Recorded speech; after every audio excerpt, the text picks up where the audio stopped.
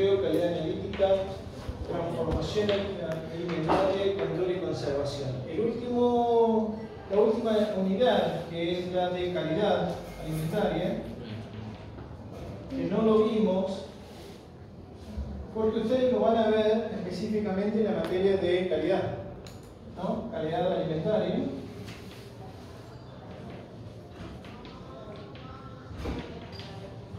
Esto no lo vamos a ver porque ustedes lo ven en profundidad en esa materia. Si bien, bueno, además nos faltó un poquito porque yo les iba a dar alguna introducción respecto a esto, pero bueno, ustedes lo van a ver en profundidad en la materia específica. Bueno, haciendo un poquito de la integración de estos temas, o sea, qué es lo que tiene que ver de cada uno de los objetivos que se busca cuando empezamos a estudiar estos temas en la asignatura. Ustedes ya lo tienen ahí en el práctico, ¿no? En el caso de los prácticos han visto que para qué nos sirve hacer un análisis microbiológico de frutas y verduras, saber cuál es la microbiota que pueda estar presente. Por lo tanto, como hemos visto, y eso es lo que observé, y ustedes creo que lo han visto, si no han visto los informes, la corrección de los informes. En muchos de los informes que hemos analizado, hemos observado que ¿qué me está diciendo la presencia? No saben poner qué me está diciendo la existencia de este microorganismo. Se han olvidado casi la mayoría de poner en referencia al recuento de los microorganismos. ¿Qué me dice la existencia de este recuento alto en ese elemento? Recuento alto, recuento bajo. ¿Está? Porque es un microorganismo indicador, pero ¿indicador de qué? Está, por una parte ustedes van a ver que la gran mayoría son microorganismos contaminantes, ¿sí? La gran mayoría. Hay algunos que, bueno, si es un alimento fermentado, por ejemplo en el caso de levadura, es un alimento fermentado, muchas de ellas tienen un efecto tecnológico en el producto, pero en el caso del análisis específico que realizaron ustedes, en referencia principalmente, creo que han analizado la gran mayoría ensaladas de fruta. Y no me dijeron nada con respecto al recuento de ese microorganismo en este producto. ¿Qué me está diciendo la carga microbiana del recuento de esos microorganismos? Otra falla que también he observado en los informes, que hemos visto que ustedes tienen que hacer el recuento entre 10 y 100 cuando hablábamos de moho y levaduras, ¿sí? No hacer un recuento de moho, sacan un resultado, y un recuento de levadura, sacan otro resultado. Y no, porque no tiene validez. O sea, ¿qué van a decir? Que hay si tenés bajo recuento de moho van a decir que no es apto para el consumo, y si tiene alta levadura va a decir que es un producto fermentado. ¿Se entiende lo que les digo? O sea, siempre cuando hacemos recuento de moho y levaduras es la totalidad de la biota microbiana, y eso me está diciendo algo del producto. Y además, el otro objetivo de este trabajo práctico fue la de determinar la posible existencia de microorganismos fúngicos que tengan una actividad posible productora de micotoxina. La gran mayoría de los microorganismos que ustedes han identificado, hay algunos que no, pero en otros sí, según los informes que ustedes colocaron, la descripción de la colonia, la característica que observaron en cada uno de los medios, pudieron identificar ese microorganismo. Y después, consultando la bibliografía, que muchos hicieron eso, vieron la característica en el PIT, y eso es lo que colocaron como informe. Está bien eso, porque de esa manera ustedes ya saben con qué microorganismos están trabajando, o sea, si hay posible producción de micotoxina o no en ese alimento donde ese microorganismo está reproduciéndose. ¿Está? Y es por eso que utilizaron diferentes medios de cultivo. Acá lo que tienen que tener en cuenta cuando hagan el análisis de frutas y verduras, hemos hablado acerca del tipo de medio de cultivo que se suele utilizar para el análisis del alimento dependiendo de su naturaleza. hemos visto que los más generales eran el DRBC, el Saburó y en el caso de microorganismos que pueden estar presentes en ese alimento era el de G18. Pero hay otros medios de cultivo como el agar zapallo, agar papa, agar, hay muchos otros medios de cultivo, agar extracto de malta, malta acético, por ejemplo, si hablamos de un encurtido, en donde vemos que, por ejemplo, en el caso del pickle, donde tenemos verduras que han sido procesadas con tratamiento térmico y luego se le agrega el vinagre para su conservación, pero en ese alimento también puede haber desarrollo de microorganismos, principalmente fúngicos, porque sabemos que los hongos pueden crecer a pHs ácidos. Entonces ahí tenemos que trabajar con el criterio, saber cuál es el medio de cultivo más fácil, más utilizado según la naturaleza de ese alimento. No es lo mismo hacer en un alimento rico en azúcar, por ejemplo, un enlatado de durazno, una ensalada de fruta enlatada donde tiene mucho azúcar, o la mayoría de las ensaladas de fruta que ustedes han analizado, en donde ahí no hay tanta, si bien tiene una baja actividad acuosa porque tiene mucho azúcar, por eso se coloca el G18, porque justamente es un ambiente donde el microorganismo puede estar presente y yo lo puedo recuperar con la utilización de medio de cultivo específico. No solamente con el medio de cultivo debemos jugar, sino que también tenemos que jugar con el diluyente.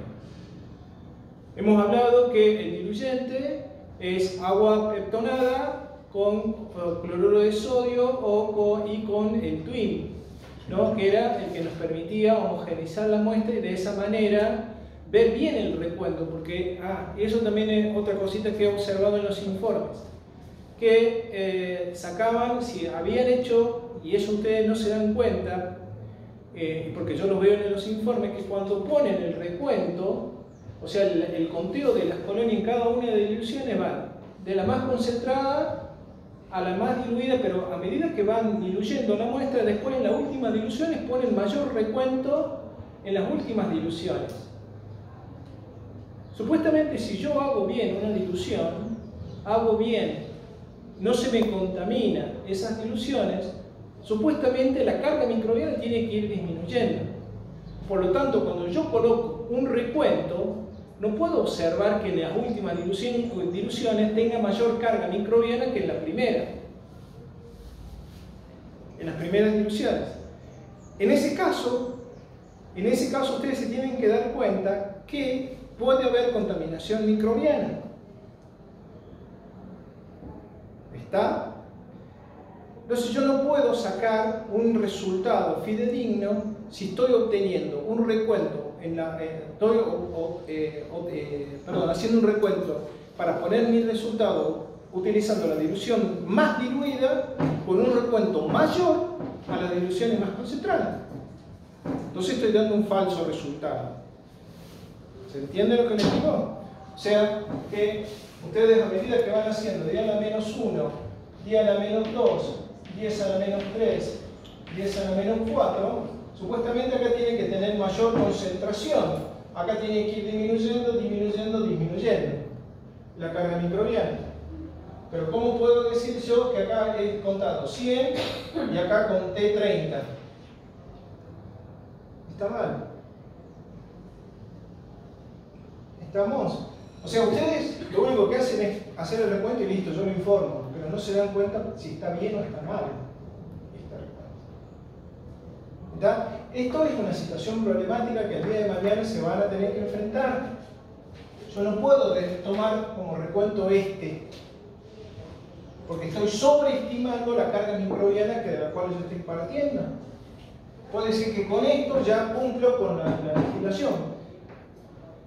¿Se entiende? Y si obtengo este resultado, estoy sobrepasando el límite, entonces ya estoy dando un falso resultado. ¿Sí? Eso tienen que tener en cuenta. ¿Estamos?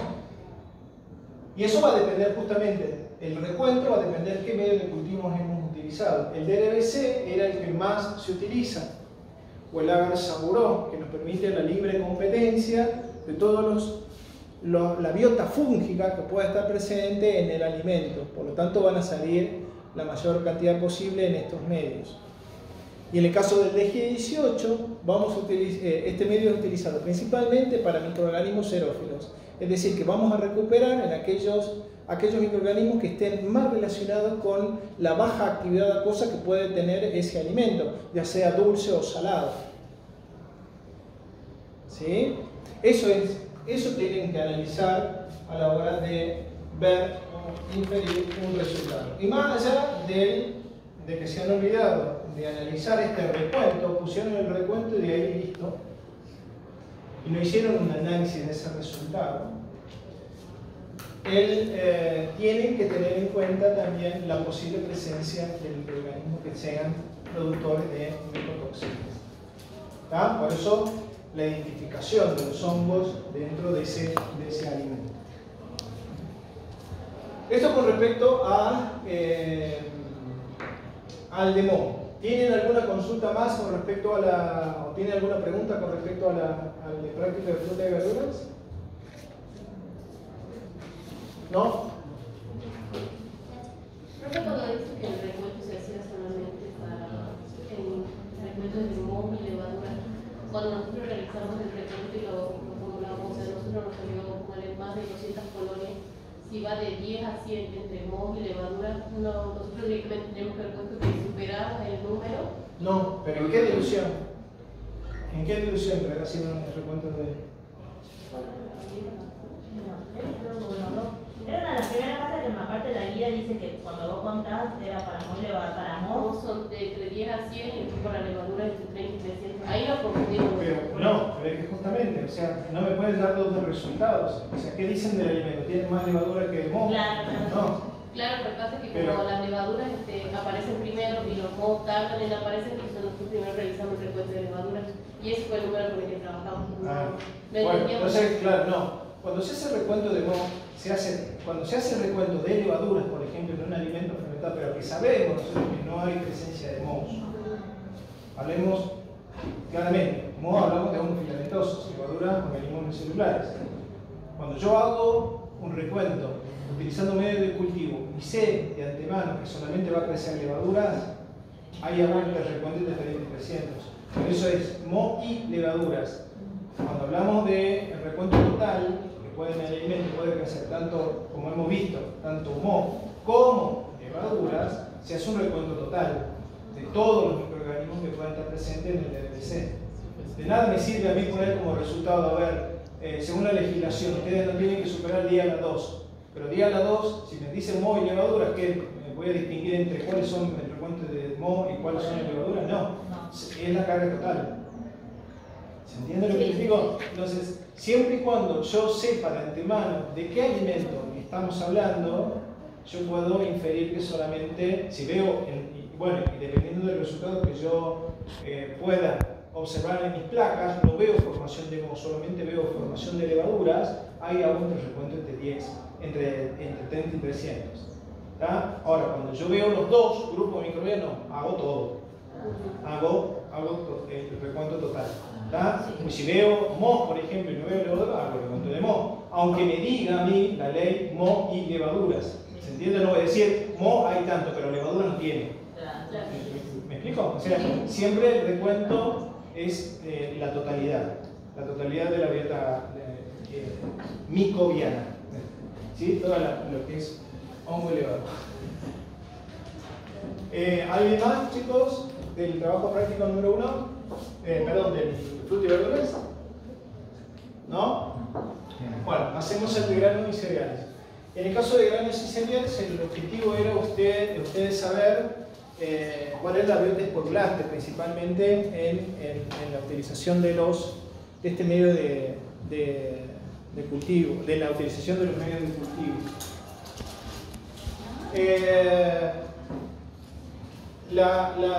Los granos y cereales, ustedes realizaron el tratamiento térmico, ¿sí? Yo puedo hacer el recuento de totales, por ejemplo, yo puedo hacer el recuento de mesófilos totales y ahí voy a ver mucha carga microbiana.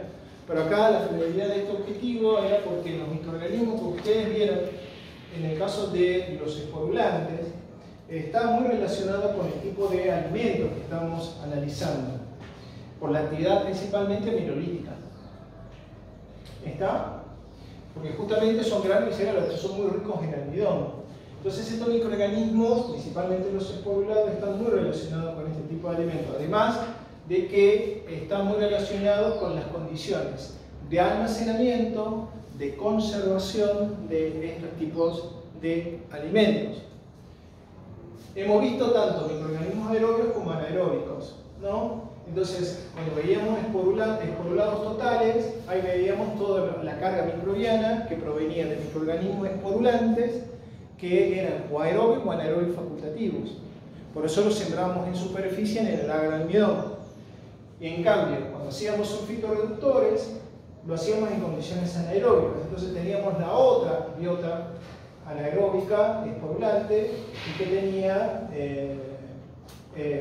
capacidad de crecer en condiciones anaeróbicas. Entonces, los microorganismos que son anaeróbicos vamos a buscarlo en aquellos alimentos que les demos las condiciones, o el alimento tenga esa condición propicia para producir la proliferación de microorganismos anaeróbicos. Por eso en el caso de un grupo, creo que había salido una colonia, creo que era, en donde sabíamos que era si no era del maíz, si no me recuerdo, ese maíz morado, que era donde tenía una colonia negra, y era de mucho tiempo, se había sembrado mucho tiempo. Y por lo tanto, no solamente es importante saber interpretar la carga microbiana, porque de esa manera ustedes van a saber en qué condiciones se almacena, sino también podemos inferir, de acuerdo a la presencia de los microorganismos anaeróbicos, desde hace cuánto que se almacena. ¿Está? Porque justamente se le dan las condiciones óptimas para el desarrollo de este grupo microbiano. Entonces veíamos con el tratamiento térmico que quedaban solamente los microorganismos esporulantes. ¿Sí? Clostridium sulfitoreductores, y además vimos microorganismos patógenos, específicamente Bacillus cereus. ¿Sí? Y así era donde determinamos la posible existencia de este microorganismo con la característica típica en el medio, o era el de Bacillus cereus o el agar MIP, en donde la única diferencia está dada por el indicador de pH, nada más. ¿Sí? Acuérdense que el agar MIP, tanto en el agar MIP como en el agar Bacillus cereus, la fuente de azúcar es el manitol, por lo tanto el microorganismo no fermenta. ¿Sí? Va a producir alcalinización del medio. Y es por eso que en el agar MIP tiene una coloración rosada, mientras que en el agar Bacillus cereus tiene una colonia media azulada, verde azulado. Básicamente por la actividad metabólica de alcalinización. ¿Alguna consultita más de esto, de granos y cereales? ¿No? Pasemos al de agua. Bueno, acá en el de agua, eso también lo vi en el parcialito, y también se volvió a repetir en el informe, en algunos informes, en donde la técnica que se utilizó para la determinación de la carga microbiana, ya sean mesófilos, coliformes totales y coliformes fecales, pseudomonas, enterococos y clostridios, además se hacen otras determinaciones más que ustedes lo nombraron, el grupo que dio agua, el seminario de agua. Ahí estos son los más generales que se suele utilizar, pero además hay diferencias según el origen del agua. Y es por eso que ustedes deben analizar el resultado y hacer referencia a la muestra de la cual partieron para analizar. Y muchos se equivocan cuando, por ejemplo, hacen la determinación de agua del río y se van a utilizar como en comparación para decir si es apta o no es apta para el consumo con agua, lo que dice el Código Alimentario Argentino con el agua de grano. No podemos comparar tomates con limones, ¿no? Porque justamente eso está mal. En el caso de un agua ambiental, de seguro va a haber coliformes totales, de seguro va a haber una carga microbiana que nosotros lo vemos con el Mesófila aerobios totales. Ahora, si determinamos coliformes fecales y existe también, bueno, decimos que esa agua está muy contaminada con materia fecal. ¿Estamos? ¿Sí? Ahora también, a través de Clostridium, sulfito reductor y enterococo, podemos decir hace cuándo se contaminó el agua. Ahora, no es lo mismo realizar determinaciones de estos grupos microbianos en agua estancada que agua de corriente. Porque justamente el agua de corriente permite la oxigenación y el lavado de microorganismos. Salvo que esté muy contaminada el agua, o mucha cantidad de materia orgánica. A diferencia de un agua que está estancada, un agua de dique, agua de estanque, agua de lago, en donde está inmovilizada o casi inmovilizada el agua. Entonces allí hay condiciones propicias para, por ejemplo, la proliferación de Clostridium o de enterococo, o también algunos coliformes fecales que son anaerobios facultativos. Por lo tanto, de acuerdo al resultado, yo tengo que inferir mi informe o las conclusiones que puedo obtener de esos resultados de acuerdo al tipo de agua que yo estoy utilizando. ¿Estamos? Otra de las... ustedes tienen ahí la marcha, que tienen la última hojita que tenía la marcha, que eso lo volvimos a hacer acá, lo repetimos varias veces, con respecto a la determinación de coliformes totales y coliformes fecales.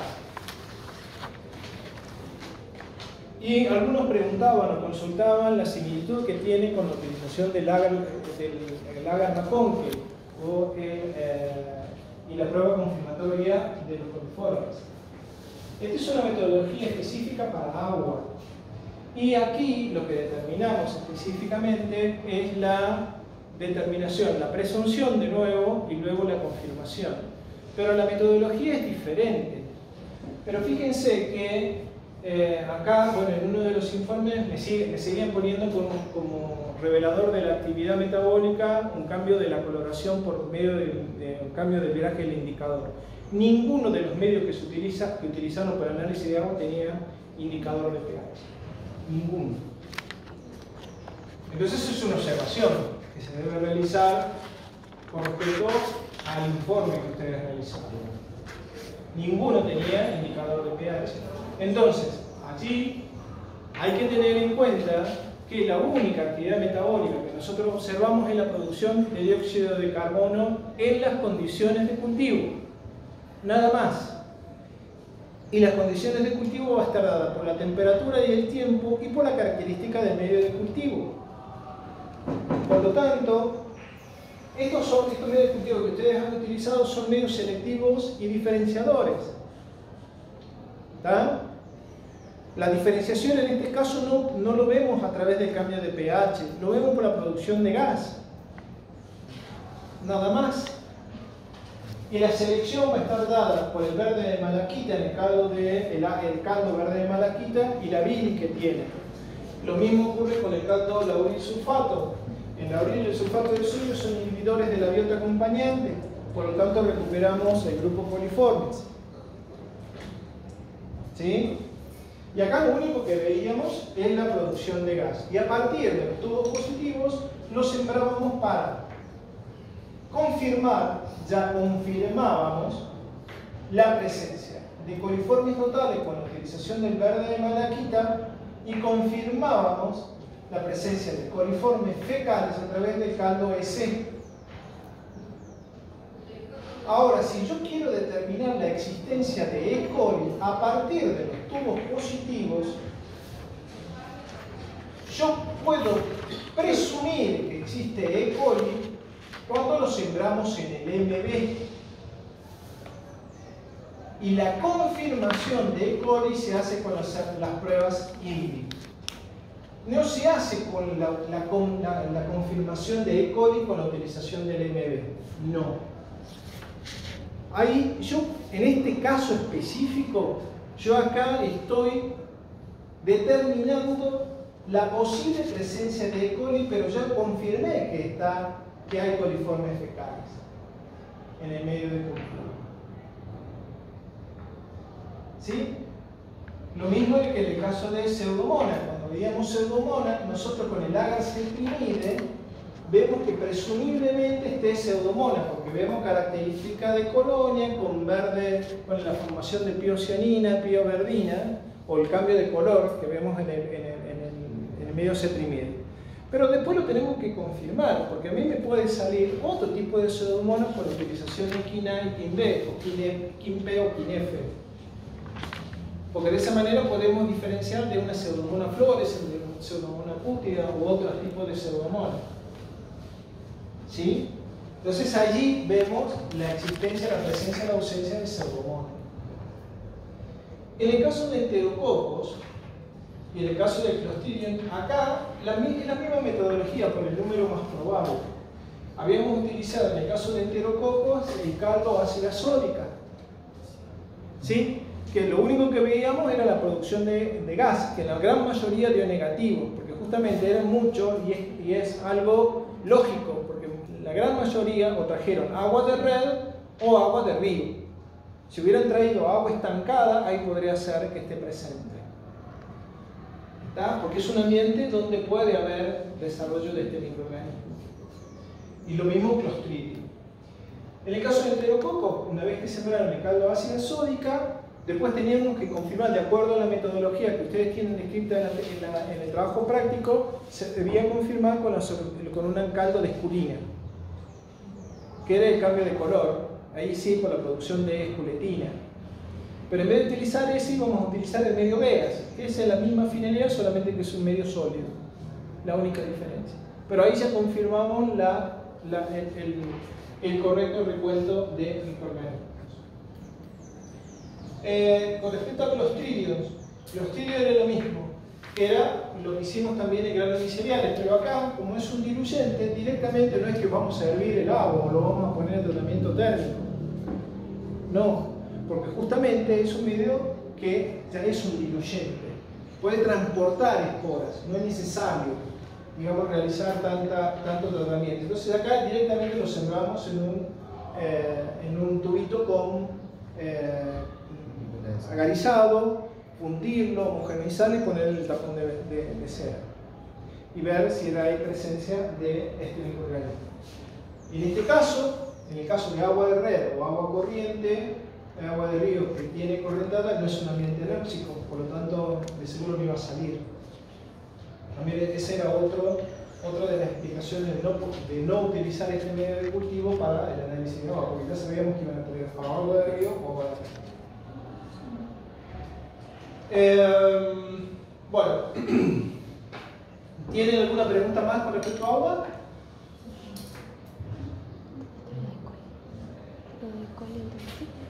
Bueno, y por último queda higiene y limpieza de superficie. Bueno, el objetivo de este práctico fue la de demostrar la posible,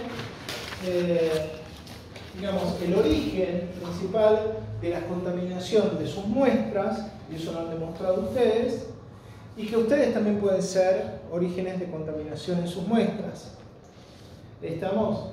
Entonces, es muy importante el comportamiento del procesamiento de muestra cuando ustedes están analizando una muestra, que eso también lo hemos demostrado cuando hicieron el recuento por contaminación. ¿Está? Y el otro objetivo muy importante es ver que es una herramienta muy utilizada para certificar un POE. Un POE con un tratamiento X que sufre algún proceso, algún paso, algo dentro del proceso de elaboración de un producto. Entonces es decir, algo importante a tener en cuenta cuando nosotros analizamos el estado higiénico sanitario de superficies y de personas que están abocadas a la elaboración de un alimento. Bueno, nosotros lo vimos desde el punto de vista del procesamiento de muestras, o sea, acá en la mesada. Si hubiéramos ido a alguna industria, tendríamos que ir a hisopar la superficie de una mesada, de un equipo, o hacer la limpieza, tomar la muestra antes de la limpieza y desinfección de una superficie y después de nuevo hacer la toma de muestra para ver si hay una diferenciación en la carga microbiana en esa superficie. Así también analizaron el aire, que fue cuando expusieron las placas. Y como hemos visto, toda la biota microbiana que puede estar presente en las placas analizadas, ya sea en agar saburó o agar nutritivo o agar recuento, cualquiera de los dos, decimos la carga microbiana ambiental que existe. Y eso va a depender mucho de la circulación de la gente. Y por lo tanto también me va a estar diciendo o influyendo qué tan recurrente tengo que hacer la limpieza y desinfección de tal o cual habitáculo. ¿Sí? Si hay mucha carga microbiana, decimos que no tenemos que hacer más regularmente la higienización, la limpieza y la higienización de ese ambiente.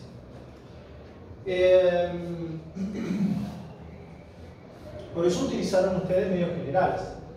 O sea, medio específico, por ejemplo, el Bay Parque para ver contaminación personal, utilizado en el MB para ver contaminación fecal, en el caso de las manos, por ejemplo. Está, si es higiene personal, o bien fueron mandamos a hacer muestreo con hisopado al baño, para que vean que el baño es una fuente de contaminación. Por lo tanto, el personal que está abocado a una elaboración de un alimento, si no se higieniza bien después de salir del baño, son fuentes de contaminación. Entonces, por eso utilizaron esos medios, ¿no? Medios en agar nutritivo, que es un medio general para el desarrollo de la mayoría de las bacterias, y agar saburó para el recuento de moho. Y saber que la contaminación ambiental va a estar dada por bacterias o por mohos, que son los poblados, son los que son ambientales. ¿Sí? ¿Está claro entonces los prácticos, chicos? ¿Sí? Bueno, con respecto a la parte teórica, estos son las unidades que van a ir dentro de la teoría. Muestreo, calidad analítica, transformación alimentaria, control y conservación. Bueno, y no, usted dice que no hay, porque además no lo vieron. A mí lo que más me importa es los temas de transformación y control y muestreo. Porque en las otras determinaciones, en el caso de la calidad analítica, son los métodos rápidos frente a los métodos convencionales. Eso lo hemos visto en la teoría, de todos los métodos nuevos que existen para detectar la presencia de microorganismos, en donde hemos visto métodos moleculares, métodos enzimáticos, métodos inmunológicos para poder detectar la presencia de microorganismos. En el caso del muestreo, acá me interesa mucho en la interpretación de los criterios microbiológicos. Primero que nada, ¿qué se debe tener en cuenta con respecto a las para ser considerado dentro de los criterios microbiológicos? Exactamente. Sí. Donde es todo la clase de muestreo tipo 2 y tipo 3. Pero en ese caso, yo lo que necesito saber primero, antes de establecer eso, cuáles son esos criterios microbiológicos para ser considerados dentro de una tabla de lo que figura en el Código Alimentario Argentino. ¿Por qué para carne se establece E. coli? ¿Por qué para Staphylococcus aureus se establece por ejemplo, en quesos? ¿Por qué Bacillus cereus están generalmente considerados en alimentos como cereales y granos? ¿Por qué? Un poquito ustedes ya lo vieron o se entendió cuando vieron el tema de Bacillus cereus, las variedades de Bacillus cereus, que no me acuerdo qué era, creo que era el grupo de ustedes, chicas, que habían dado el de Bacillus cereus. Allí hay un poco de la explicación de esto. Específicamente se relaciona con el microorganismo en sí, pero no solamente con respecto a Bacillus cereus, sino que también se puede relacionar con otros microorganismos. con Listeria monocitógena. ¿Por qué Listeria monocitógena se determina en alimentos refrigerados? ¿Por qué Pseudomonas en alimentos refrigerados? ¿Sí? O sea, ¿por qué siempre utilizamos microorganismos indicadores o marcadores dentro de los criterios microbiológicos y también patógenos? Todo eso hace a las consideraciones tenidas en cuenta, que tienen que ser tenidas en cuenta en los planes de muestreo. ¿Sí? ¿Por qué el n generalmente es 5? ¿Por qué generalmente c es igual a 2? ¿De qué depende que el recuento, poner límites del recuento? Todo eso lo vimos en la parte teórica, ¿no? ¿Por qué yo para decir Staphylococcus aureus, por ejemplo, para ese aureus, el código me permite hasta 10 a la 3? ¿Por qué 10 a la 3? ¿Por qué no puedo considerar 10 a la 2? ¿Por qué no puedo considerar 10 a la 6? ¿Qué tengo que saber para considerar esta M o una M minúscula? ¿Qué sé yo? No sé. ¿Entiende el objetivo? Pero esas son consideraciones a tener en cuenta para cada uno de los microorganismos que hemos analizado. Eso con respecto a los planes de muestreo. Con respecto a la transformación alimentaria, acá nos referimos específicamente a qué tipo de transformación, o sea, a qué se debe la presencia de tales o cuales microorganismos en los diferentes tipos de alimentos, según su naturaleza. ¿De qué depende que hongos, por ejemplo, generalmente crezcan en frutas y verduras? ¿De qué depende que Bacillus cereus crezca generalmente en granos? Bueno, las chicas hicieron en vegetales, ¿sí? Pero eso tiene que ver y mucho de la naturaleza del alimento. Está muy relacionado. Hay muchas cuestiones que infieren en esa transformación de alimento. No solamente vamos a hablar de factores intrínsecos e intrínsecos que permitan o no la existencia de microorganismos en un alimento, sino también las condiciones de cómo se almacena, la naturaleza del alimento, qué efecto de transformación va a producir en ese alimento. Si es un alimento rico en lípidos, ¿qué actividad enzimática van a producir en ese tipo de alimentos los microorganismos? Una degradación lipolítica. Si es un alimento rico en proteínas, ¿qué actividad metabólica van a llevar a cabo esos microorganismos? Actividad proteolítica, desaminación, descarboxilación de aminoácidos, transformación. ¿Se entiende lo que les digo? ¿Sí? Según la naturaleza de ese alimento va a estar muy relacionado con los tipos de microorganismos que pueden estar presentes en ese alimento. Y por lo tanto la transformación. ¿Sí? La transformación de hacerlo no deseable para hacer consumo. Y con respecto a esto, bueno, cuando hablamos de control y conservación, hemos hablado de diferentes tipos de mecanismos, tanto físicos como químicos, para poder controlar el desarrollo microbiano. ¿Sí? De eso hemos hablado en este tema. La utilización de la temperatura, la utilización de gas, la utilización de diferentes tipos de elementos químicos para la conservación, sulfito, sulfato, ácido fólico, todos son ácidos orgánicos que se suelen utilizar de origen biológico, como por ejemplo las bacteriocinas, la anicina, que también fue el ejemplo más representativo de esta unidad. Entonces todos esos elementos hacen el control y la conservación.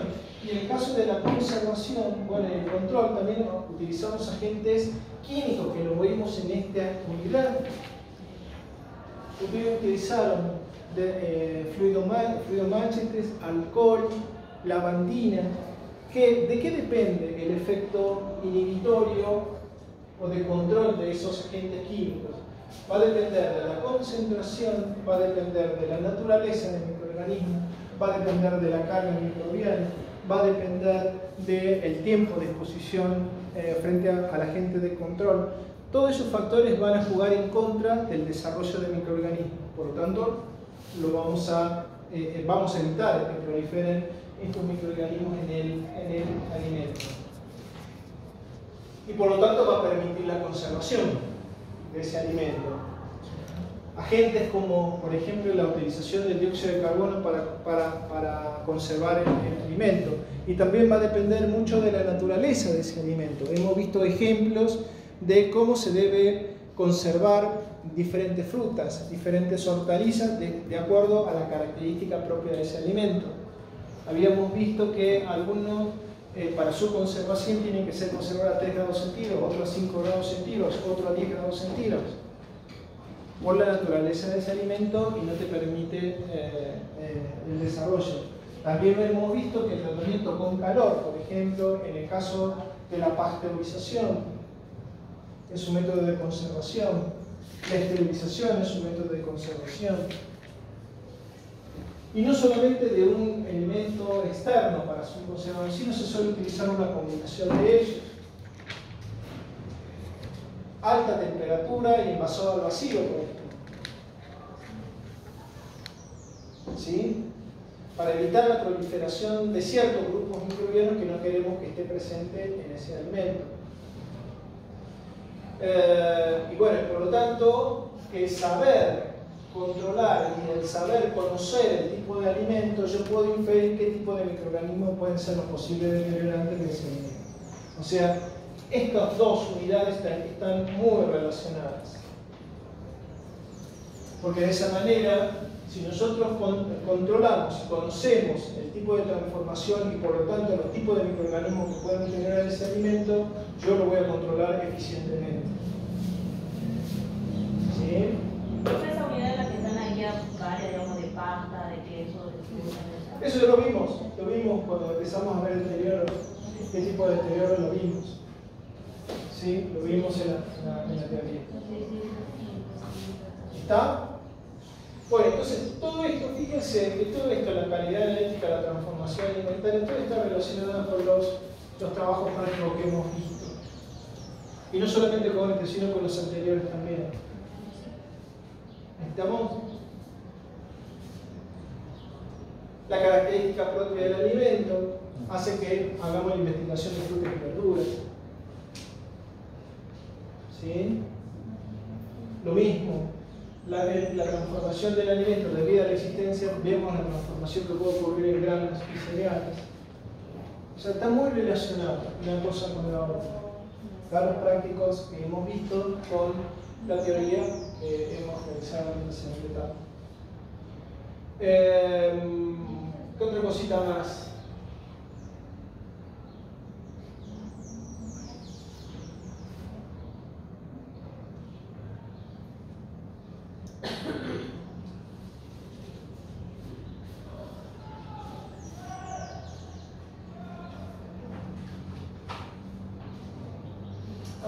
Otra cosita que también es muy importante que lo tengan en cuenta.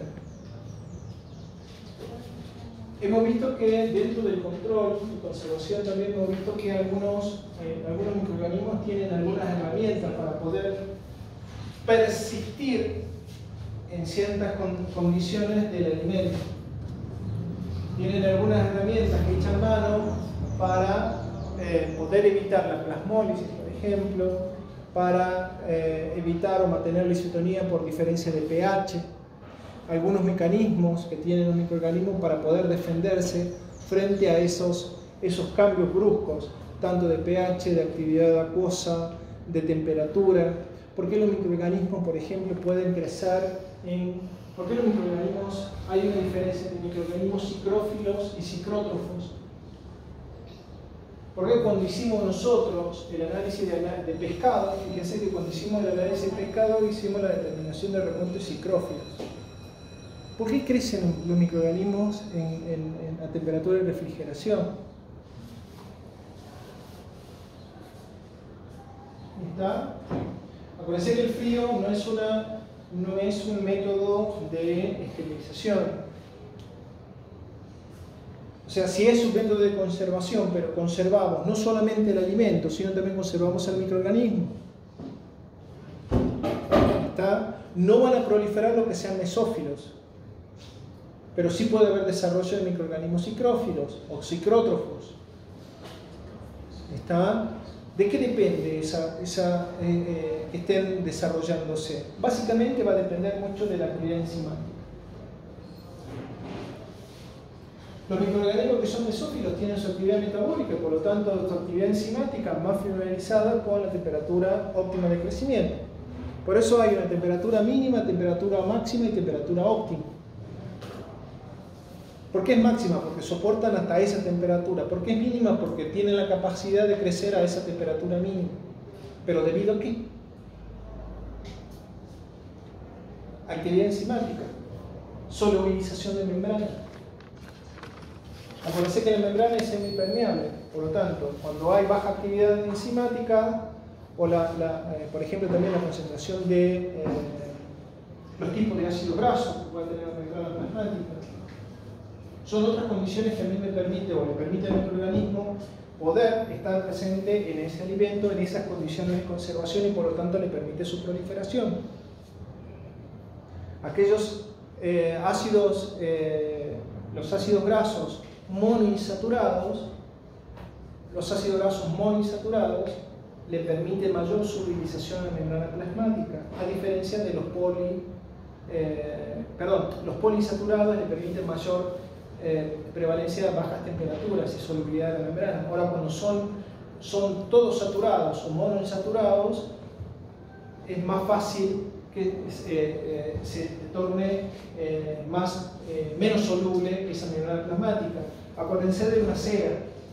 Ustedes cuando tienen calor, ¿vieron la cera de la vela? Cuando tiene mucho calor, la cera, ¿qué pasa? Se derrite, se hace más blanda. Pero cuando ya toma temperatura, se hace sólida. Imagínense eso a nivel de membrana, lo mismo. Ocurre casi algo similar. Si tiene alta temperatura, se va a solubilizar más la membrana, por lo tanto permite la transferencia de nutrientes. Ahora, si es muy frío o está en un ambiente frío, esa membrana se va a hacer un poco menos permeable. O sea, hay varias condiciones que hay que tener en cuenta. Con respecto al pH, ¿cómo maneja su pH interno el microorganismo? ¿Qué sistema tiene el microorganismo para mantener su isotonía interna?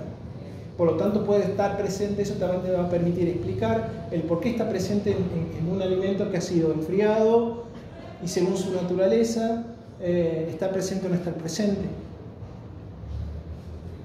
Está el pH, la actividad acuosa, el potencial redox.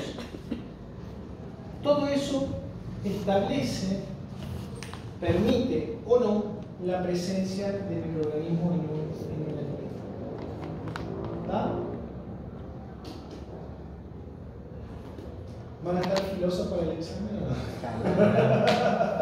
Ya me puse ya. Bueno, son todas esas cuestiones que lo vimos acá en la parte teórica, ahora que tengan en cuenta. Ahora estoy dando tips, ¿sí? Para que vayan teniendo en cuenta en las preguntas que se van a realizar en el examen. Va a ser tanto teórica como práctica.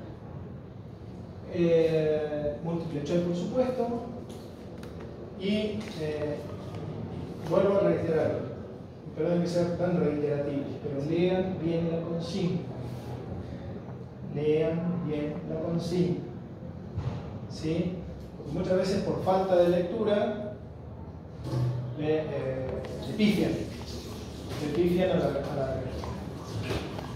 Bueno, ¿tienen alguna preguntita que quieran realizar, chicos? Si no lo